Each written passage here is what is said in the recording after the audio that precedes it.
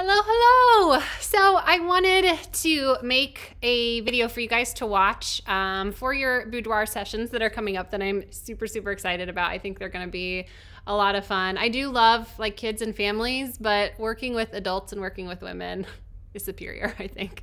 But since they are minis and we're on a time crunch, this is definitely not the type of session that you want to feel crunched for time or feel rushed. So I thought it would be good to get this out to you guys so that you kind of know what to expect, give you some tips and tricks and suggestions, and I'll go over it all again when we meet for your shoot and when we're at the hotel.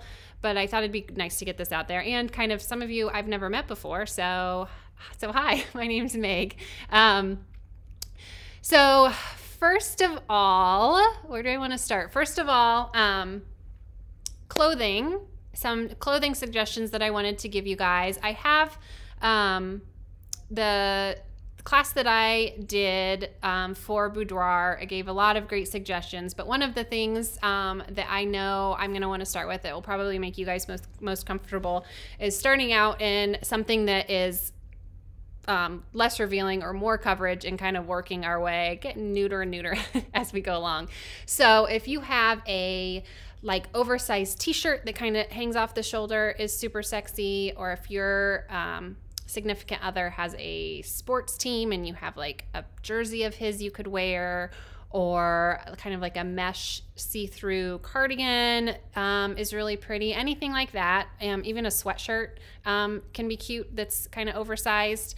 Bring that with you. If it's not see-through, I'll probably have you not wear a bra underneath for that one, and then just have underwear or panties. I don't really like the word panties. On under that. So we'll start in that. So bring that if you have one.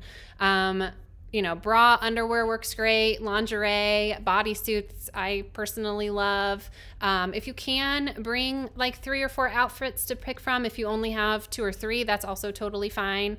Really just doing the sweatshirt one and lingerie and like topless or with just underwear is fine. Obviously, this is sometimes the less, the better. So we'll start in that, or start in the sweatshirt or t-shirt or whatever it is that you have first, so that hopefully it helps you loosen up and get comfortable. For these pictures, I will essentially be guiding you through all of them, so don't feel like you have to come up with like sexy poses or ways. I will guide you. It'll be a lot of mirroring where, you know, you just do what I do and mirror me. If for some reason, I'll also often show you, just do the pose for you. I will definitely not look sexy when I do it, but I'll just do it that way and kind of show you what you need to do, and then you can do it. That'll help save time. It's just, you know, just show it like it is. But if for some reason, if mirroring isn't working and me doing it isn't working, or it's just like a little head tilt that needs changed, I may ask you, is it okay if I just touch you? Because sometimes instead of being like, nope, tilt your head that way, oh, just a little more, chin up, that can just make you feel more insecure about how the picture's looking. So sometimes it's easier to just grab your head and move it how I want it. But I'll ask first before I touch you. Some secrets to those sexy looks and sexy faces. I am not a girl who does not smiling in photos well. I have horrible RBF, but to achieve this look, first tip that you're going to want to do is squinty eyes. So when you think about when you're talking to someone and you're really focusing on what they say, you kind of squint your eyes a little bit, versus if they're saying something shocking or surprising, you're like, oh, wow. So squinty eyes will help. So just act like someone's telling you something super interesting, or you're really focused on what they're saying, first off. Second is breathing through your mouth. So we are always taught to breathe through our nose, but this is the exception to the rule. When you see the kind of open-mouthed, just slightly open, it helps purse your lips a little bit to make your lips look fuller. I may tell you to just take a deep breath, so you'll just breathe out and breathe through your mouth, and that'll help that. Third thing is arched back. When you arch your back, there's a difference between arching your back with your chest and arching your back with your butt. And you want to be arching your back with your butt. So you're going to kind of stick your booty out, arch your back. It'll help show all of those curves really well. So you might hear me through a lot of it telling you to arch your back. And also, number 4, pointing your toes. Pointing toes can make a huge difference in the picture. Flat-footed is just relaxed and comfortable, but when you arch your toes, that elongates your leg, it flexes all your muscles and makes you look nice and firm. So that's another good tip to know and to have. I think that's all of those. What else did I want to talk about? I feel like I'm missing something. I am going to, oh, I know. So, well, I was going to say, I am definitely. I'm going to bring some wine or maybe champagne, although I prefer wine. So I'll probably have that. Normally I have a no drinking policy when I take pictures, like at weddings. People are always like, hey, have a drink, which I would love, but I'm working. I think this is an exception. I also may drink just slightly, don't worry, not too much, but I want it to be fun. I want you guys to have a great time. I want you to feel comfortable. So I will have wine. We'll probably do some pictures with the wine glasses. If you have back with clothing, you don't have to bring heels or stilettos if you don't have them. I really like just natural, beautiful pictures of women. If you do have some, there are a few poses that I can do specifically that kind of uses the heels as a prop. So that's good. I also may, during the session, most of the posing that I give you will be fluid movements where I'm going to have you, you know, lifting your shirt up or putting your hands in a certain place. I have giant hands. You know, putting them above your head and moving down or on your lips or whatever. Every once in a while, though, some of the poses are either harder to do where you're in a kind of awkward but super sexy position. So I'll show it to you and explain what to do and describe it and then count down and have you pose real quick, snap the picture and be done. And there are a few where you aren't moving just because of how it is. But generally I try to keep you moving because people tend to feel most comfortable and not overanalyze facial expressions and what they're doing if they're moving.